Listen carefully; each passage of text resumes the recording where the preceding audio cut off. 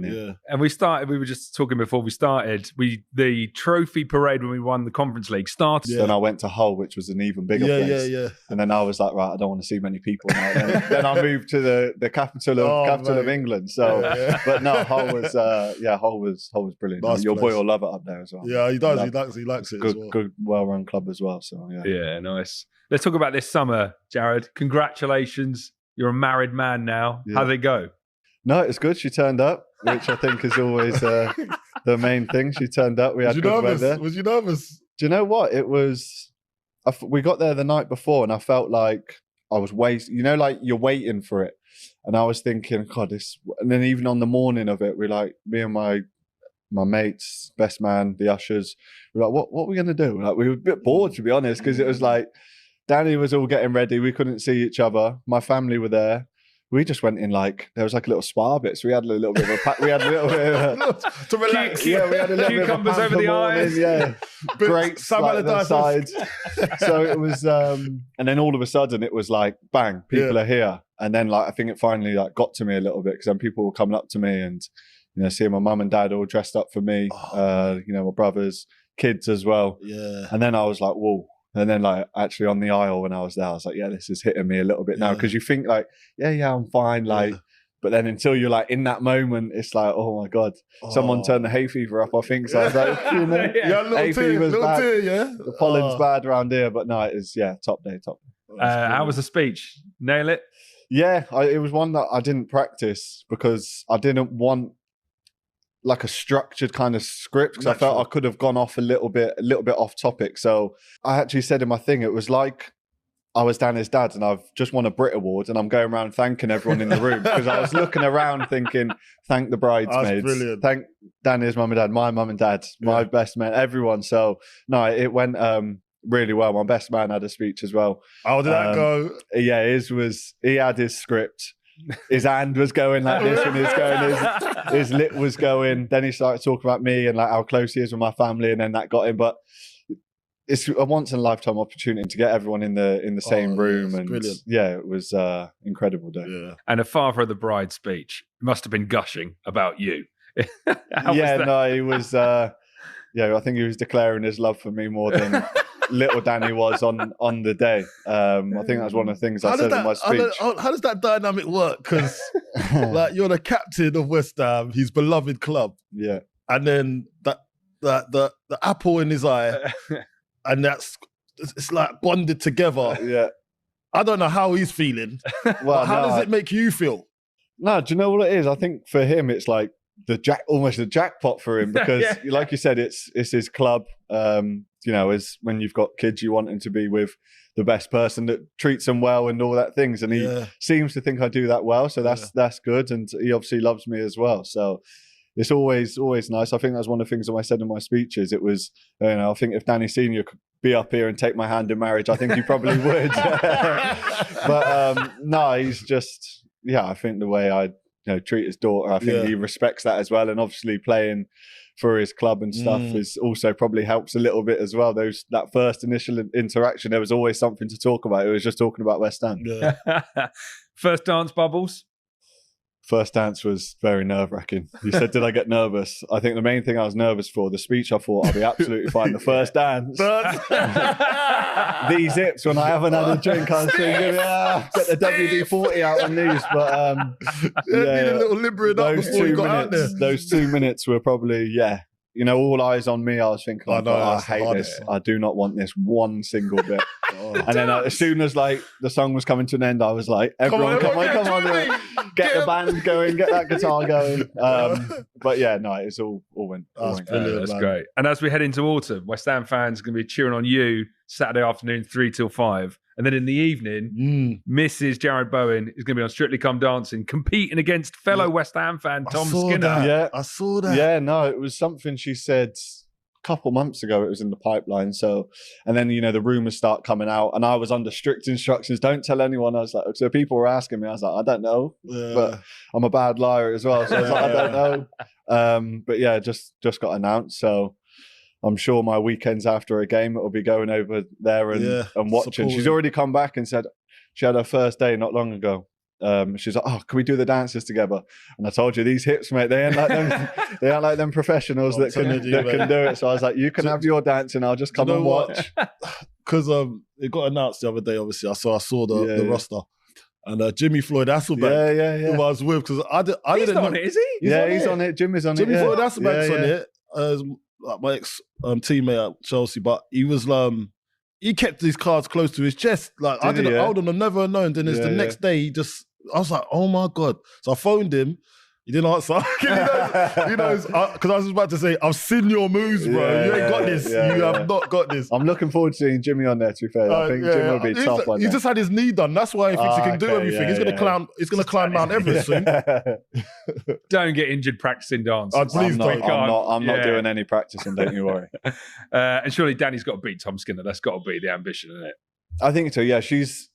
She's always one of those that's deep down, she's competitive. At start, she's like, I just want to do it. I don't want to go out in the first week and stuff. But deep down, she'll be wanting to, and I'll be pushing her the whole way because I know that she's got that inner drive to be like. Can she dance? Can she dance? I don't know. I've only ever seen it after a few tequilas, so I ain't too sure. I don't know. It's not like I'm there going, spinning her around at home or anything. I don't know. It's a different type of dance as well. Yeah. Got to do the tango in that. I'm struggling on that. I'm not doing that at home.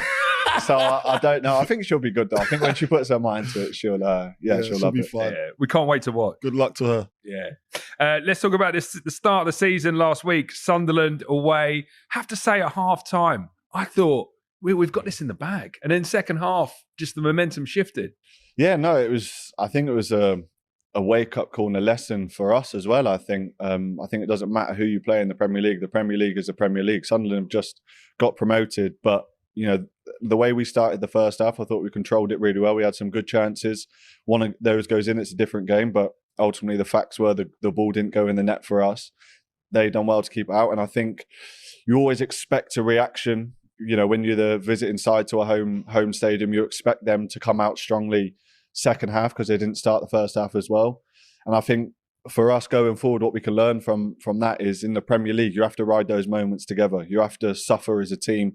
Probably give up some chances, but keep the ball out the back of your net. Yeah. And then you come into the game, then you probably go on and win the game. I just thought the goals were very cheap on our behalf. You look at the goals and they're goals out of nothing, really. It's not, I think Mads had one save in the first half where they kind of played through us. But apart from that, I feel like that was their only chance. So I think for us, I think we can do a lot better. Was it a 3-0 game? Absolutely not. But the facts are that we're sitting here after one game when we lost 3-0 away from home to a side that have just got promoted. So we have to take that medicine. But, I think one thing since I've been here with this squad, when you lose a game, it's everyone together. And another game's around the corner. The season's not done after one game. There's 37 games left. If we won that game, we'd be on a high, but we'd also know that we'd have 37 games left. So we can't get too ahead of ourselves. So it's also that in the same breath, when you lose a game as well, it's disappointing in the manner that we lost as well. But there's still a long way to go in the season. And I think we have to dig in already.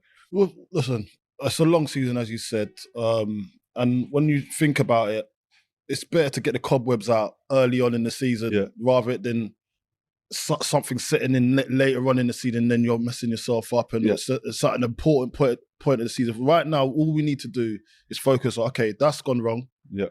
What's next? How do we get better? Yeah. And I think we're at the right stage right now to be able to do that. We've had a good preseason. Yeah. Everyone's had a good preseason. You've been outstanding. Yeah. So, and people forget the rest as well hasn't been there. So everyone's still getting towards playing with each other as well. And I think what's going to happen now is everybody will just pull in the same direction because you don't want to have that feeling. Yeah. Like the first game. The first game of the season. Yeah. No, definitely agree with you. When you get that sort of battering 3-0 first game of the season and that feeling you have after the game. Yeah. Of course, you don't want it in the first place. You don't want to be sat there with that feeling. But realistically, in the Premier League, you're going to have that in the. I'm going to talk about the fans as well. Like the fans, we've gone through this before your time here, and the fans they will give you a hard time, but it's fair. Yeah, like the result wasn't great on paper, but we know what we're working towards. Yeah, and hopefully we can get it right. Come within the next couple of weeks, the next few games. You never know, we might turn over Chelsea. Yeah. And then everybody's talking different, So it just takes one game few goals, and then we're yeah. Well, I think that is our mindset to pull it right. You know, from the first game, we got a game on the Friday night. We've got the early slot in the weekend at home, and yes, fans are going to be disappointed, and I think I would share their disappointment because you never want to lose a game, and these fans are demanding. And you know, to play for this club, you have 60,000 turn up week in, week out, home and away, traveling, great support. So they demand a lot, and you know, ultimately it's results, and if results aren't there, there's going to be questions, and that's normal in football. But I know when things go well as well, they're right behind you, praising you the way that you should be. So I think it's different moments in football that, you know, are difficult, and you know, when we're winning games as well, I know that the fans are there as well, but I even think when we lose games, they're still supporting us. They're just digging us out because they know that we can do better, and we want to do better as well. So for me, I share that kind of mindset as well. And we were chatting just before we started. I think you said this reminds you a little bit of the season we finished 6th, where we had a sticky start, but you knew there's quality within the squad to deliver better results. Yeah, I can't remember what season it was, but I know that we lost maybe the first couple of games, and you know, there's probably the same disappointment that we're sat here with right now. But like I said, the season is a long season, it's a demanding season, 38 brutal games. But there's a long way to go until the end of the season. But I get, on the other hand, that you know, fans are disappointed that we've lost the first game in the manner that we have, and I share that as well. But also, we know that we've probably been here before, and we've turned it around and had brilliant seasons. So for me, it's early days. And I know football is a team game, but individually, I thought you, against Sunderland, were sensational. I thought this was Jarrod Bowen in his prime. And you are right, you're 28 now. How do you feel about your own performance? I thought, you know, the way you've been playing through pre-season on that first game, getting the ball and just running at defenders every time. It's so exciting to watch. How are you feeling about your own game? Yeah, do you know what? I think since the new managers come in, I was injured for 5-6 weeks, but around Christmas time, which is when the managers changed. And then I think since my first game back was Chelsea away at Stamford Bridge, where I scored. And I think since that moment, I don't know, it's just, I just feel like I'm in a really good place. I feel confident on the ball, and I think I finished the season quite strongly as well with you know, goals and assists and whatever. And I think I had a proper pre-season break. I didn't get called up for England, which was obviously disappointing. But then on the other hand, I had 5-6 weeks to kind of switch off from football because, you know, I got made captain at the start of last year. I had the manager that made me captain. Then he leaves halfway through a season. A new manager comes in. We finish the season, finish it well at Ipswich, but on a whole, ultimately we had a disappointing season from where we finished and what we'd done. So I think for me to have that break away from football and just kind of switch off, just spend time with my family, just obviously be disappointed, but you can't change what's happened. I think my only mindset was being in the best physical shape possible, and then ready to work the first day when we came back in. And you know, games help that as well, goals help that in pre-season. But I just feel like I'm in a good place with everything at the minute. What's your so you just mentioned getting given the captaincy. How is that transition for you? And are you settled in that captaincy role now? And because I know it's a hard role, and you've got to do a lot, and you can't just focus on yourself anymore. You've got to focus on a whole team. How's that been for you? Do you know what? I think since I've been playing football, I play and motivate people around me the way that I know that I can do. And I think I've done that ever since I've started playing football. I've done that I've done that when I first came to the club. Not saying I should have been captain when I first come to the club, but I think the way I am, the kind of, don't want to, maybe a role model, because I think the way that I work every single day, the way that I train, the way that I motivate the lads, I know that that's one of my biggest strengths in it. And people might not think that I'm a quiet leader or I'm this or I'm that, but football is a game of different opinions. But for me, I wouldn't say it's a different role. I feel like I've just gone into it and just been myself. I think that's the best thing. I think I've got respect from the change room. I think people will listen to me when I speak, and ultimately I'll also listen to other people as well, because like you said, it's a team thing. But I feel the responsibility is a really good responsibility, and one that I really honour myself with, to be sat here and be captain of this club. Let's talk about pre-season a little bit. Like we were saying, it was really good pre-season. We had some great results, wins over Everton and Bournemouth. How did you think pre-season went in America? I thought pre-season was really, really good. I thought the games that we had were really good tests, Premier League tests, and it was the game against Sunderland was similar to when we played against Bournemouth. but like I said about riding our luck and digging in and taking a bit of, being under the cosh against Bournemouth, the guy hit the post from a few yards out. They hit the bar. We was kind of under the cosh a little bit, but we managed to get through that period, and then we won the game 2-0. I know it's pre-season, but it's still a Premier League, opposition that we played against. There was a lot of similarities in that, and I thought what we done in pre-season, the Man United game was, maybe first half wasn't as great, but I thought again we implemented styles of play that we've been working on. We've been implementing styles without the ball as well that we was working on, and I think for the manager as well to, is when you join halfway into a season, it's difficult because you're always preparing for the next game. Whereas when you get a pre-season where you've got 5 weeks of solid work, yes, you've got games, but you've got a lot more time on the training pitch for him to set his ways.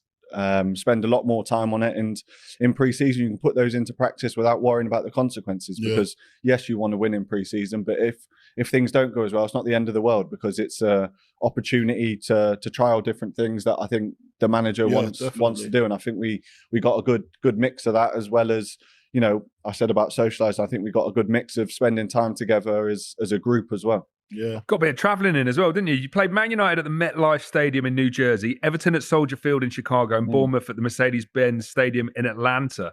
Did you get much time off across all those different cities? Yeah, we had probably a day in each one. So for me, I've never been to America. I went to Tampa last year. I heard about that. I went to Tampa for about 4 days last year, and it wasn't enough time really.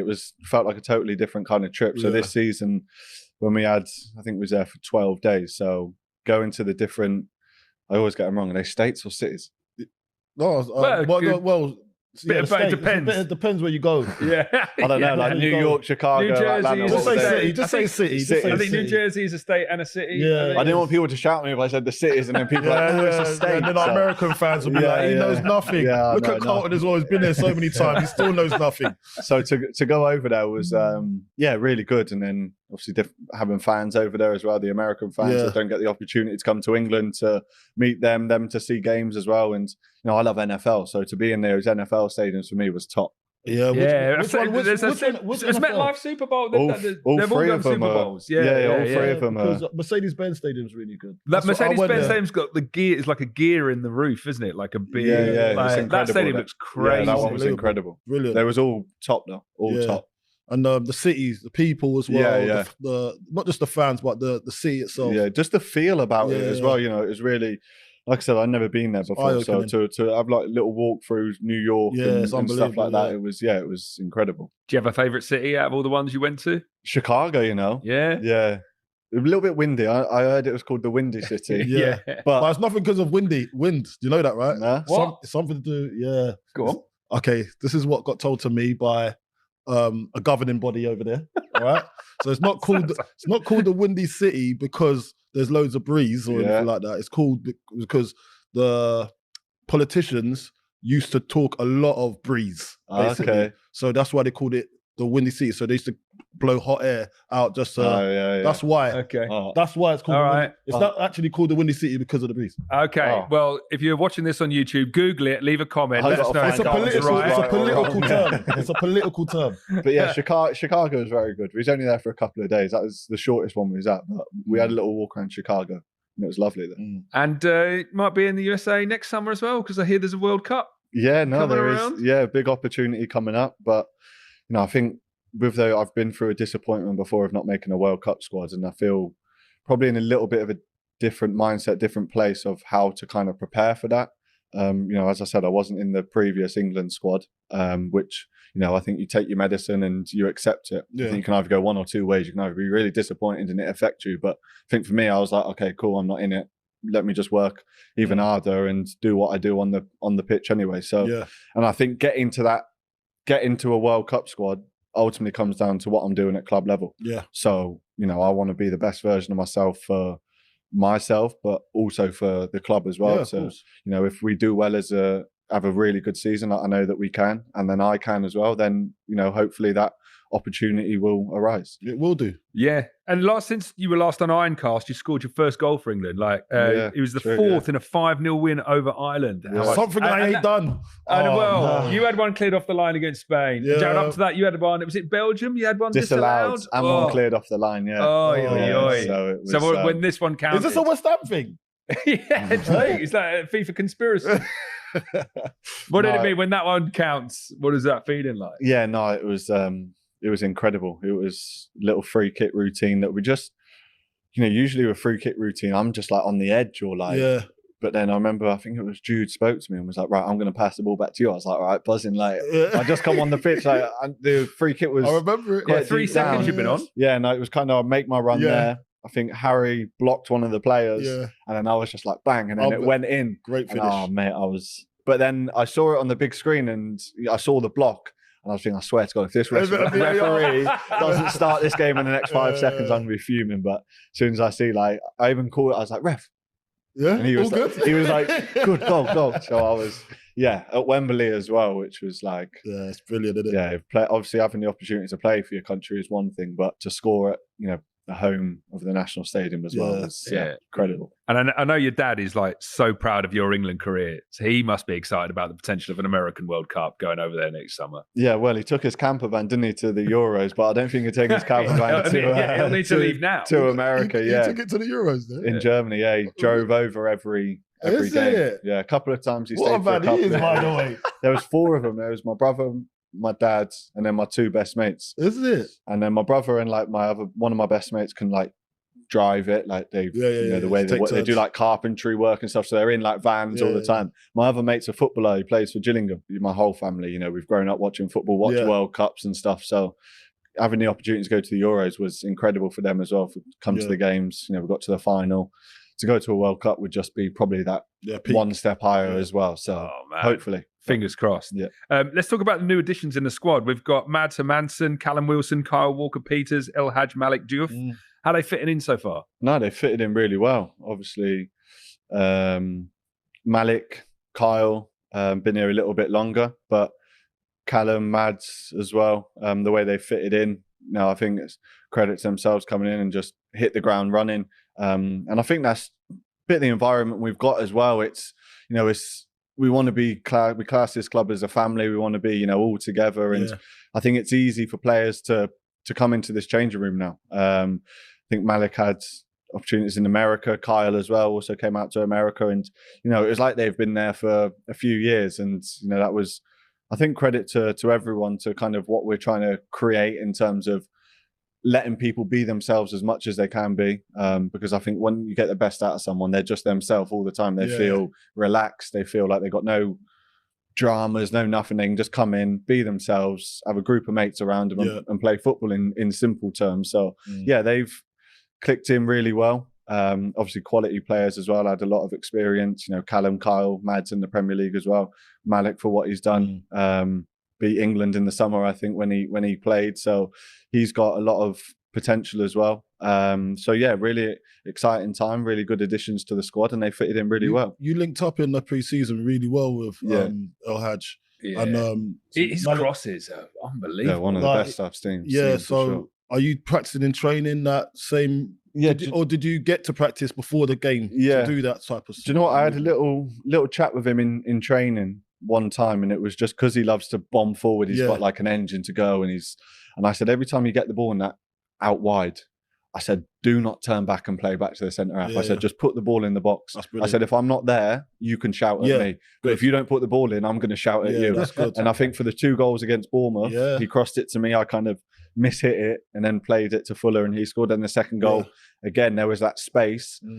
And I think he obviously listened because he just put the ball in straight away. And I think when you build that kind of relationship as a forward, you want the ball in the box as many times as possible. Definitely. Defenders don't want to defend inside the box. They're happy if it goes back. But I said to him, I don't want you playing that ball backwards. I want you to cross that ball into the box and do that in pre-season. A quick word on Lucas Paquetá. Obviously, he's had a very difficult couple of years really with the betting investigation, but happily it's had a positive outcome for him, not guilty. You were all away on pre-season, I think, when the news came through. Like, how's he taken to the news? Does he feel like a new man? Yeah, he just looks like the weight's been lifted off his shoulders. And, I think for him to have a positive outcome will be we'll see Lucas that we know Lucas. I think you see it in pre-season, the way he's come back in the physical condition that he's in, the quality that he's got. We've seen it for the last few years. And I think this season for him, is a really big season for him. And I think he's ready for it. It's almost not like a new signing, but when someone's had all that on top of them and then they get it taken off, they feel so free, back to playing football, back to doing what they love, back to playing with a smile on his face. So really, really, really happy for him.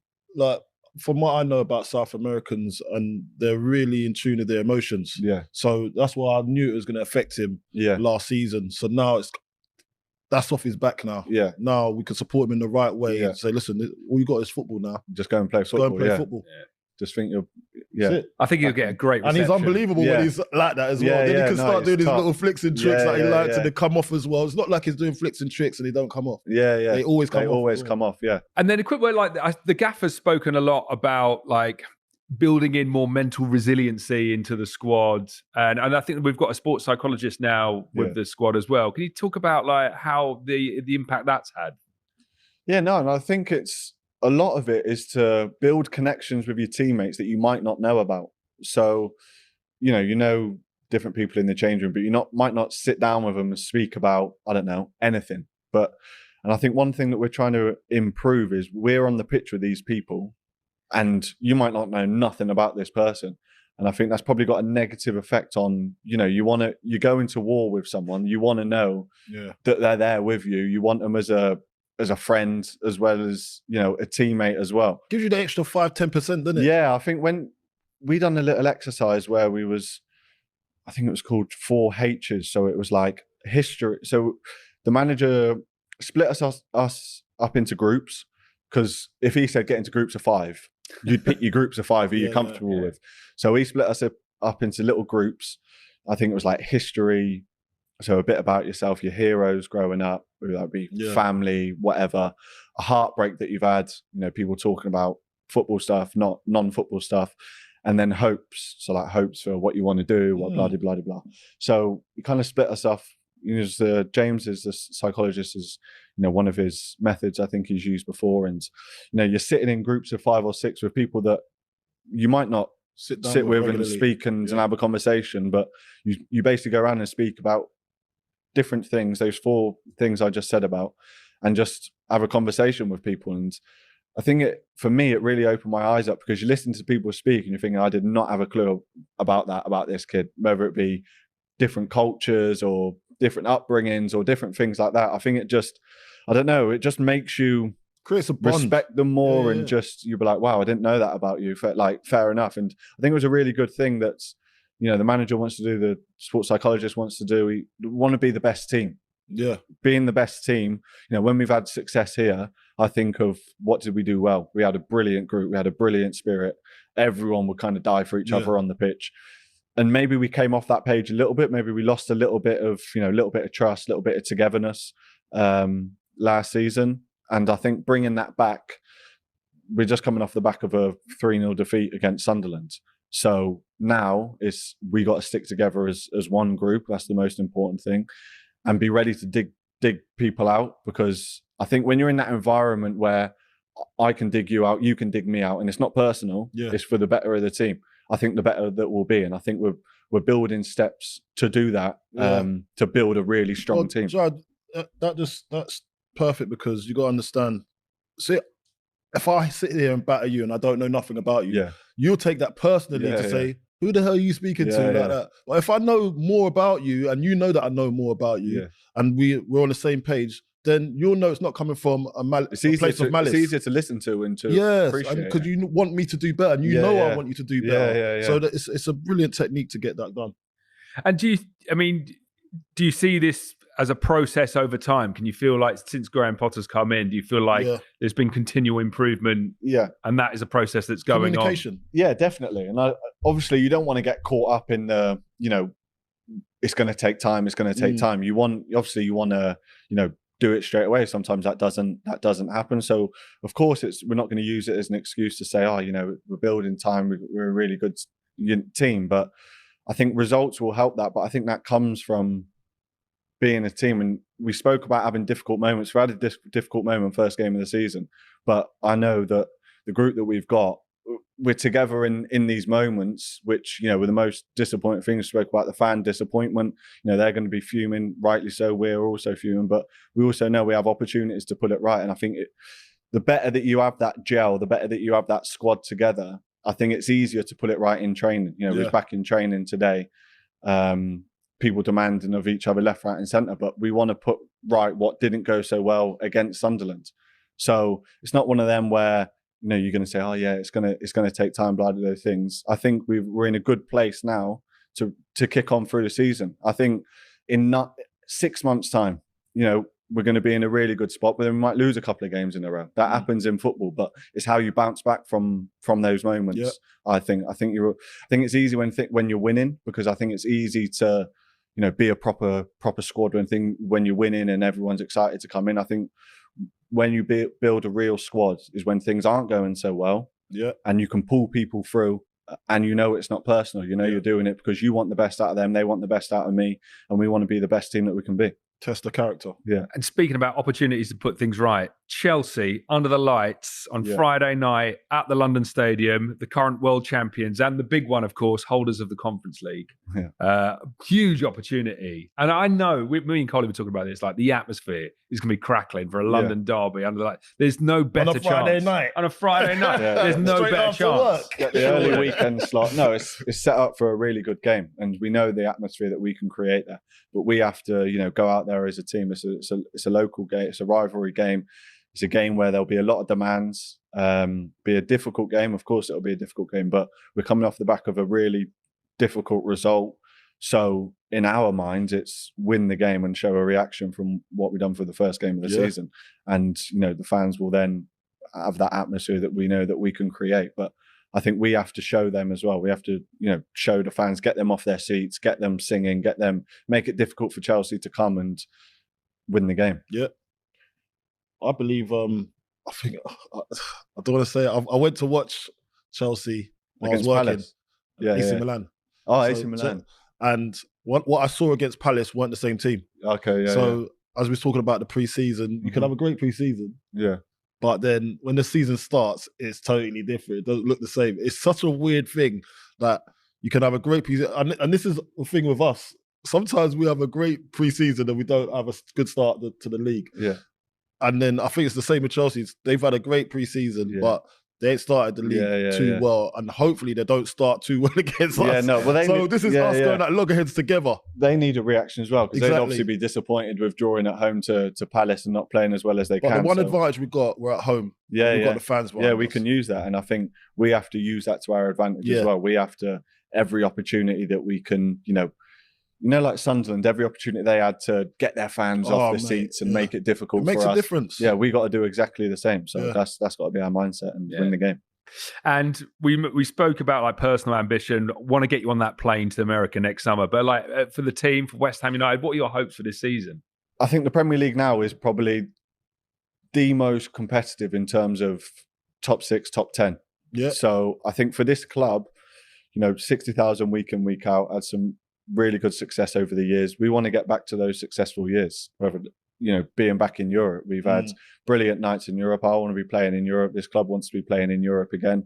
So those would be my, you know, ambitions for the club. And I think, you know, winning an FA Cup as well. I think that since I've come back from pre-season, I don't know why, I want to win the FA Cup, whether that be this season, whether that be in 3-4 years time. You want that FA Cup? Yeah, I want to win I think because I saw Crystal Palace win it last year, where people probably wouldn't expect Crystal Palace to win, but they deserve to win the FA Cup. And you saw the celebrations that they had, and, you know, such a historic. I think this club's won it 3 times. Yeah, the FA Cup. It's good knowledge. So you didn't know That's why you're captain. I didn't even know that. That's why you're captain. I wasn't captain. I'm a captain. Obviously, I want us to get back into Europe. I think we can get back into Europe. I think that's where we should be striving for. And I'd love to win the FA Cup. So having a bit of silver with the FA Cup. And I'm 13 goals off Mick's record. So individually, you didn't ask individually. Of course. I want to catch Mick's record. So that's my ambition. Oh, you've overtaken me now. Well, a long time ago, isn't it? I'm second now. I'm still a medal. So I can't believe it. I can't believe it. 13 to get Mick. So individually as well. That's what FA I want to Cup. Yeah, get to the FA Cup final. Win the FA Cup. Win the FA Cup. Oh, win the FA Cup. We don't want to stop there. Okay, let's go win the thing. And then, obviously, overtake Mick. Win the FA Cup. Premier League top goal scorer for the club. Back into Europe. Go to the World Bingo. Cup. Go to the World Cup. Bingo. We could get that. We can do that. Come on. Done. There we go. Goals for the season settled. Jarrod, thank you so much for joining us. Brilliant chat. Brilliant. Cheers, Coley. And thank you so much for watching. We'll see you next time on Ironcast. Until then, come on, you Irons.